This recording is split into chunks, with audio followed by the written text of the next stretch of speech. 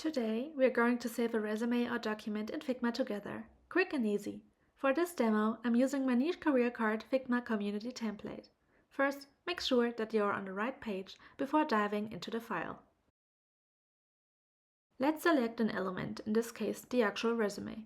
This is typically a frame. Then we go to the panel on the right.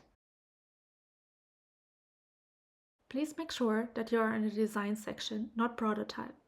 Some people say, hey, I can't find it, but it's always at the bottom of the design section. That's where you'll find export. Scroll all the way down and select the right file type. Of course, you can also export images, but in this case, we are creating a PDF document. The drop-down next to it is not relevant for us as we are not exporting an image.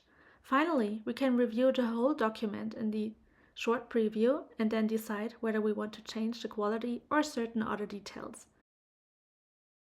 In this case, we leave it on medium. You can also set it to low or high, whichever you prefer. Finally, just click the button Export File XYZ, select the appropriate location on your computer or device, and you're good to go. You can also see the whole process with images step by step in my resume template.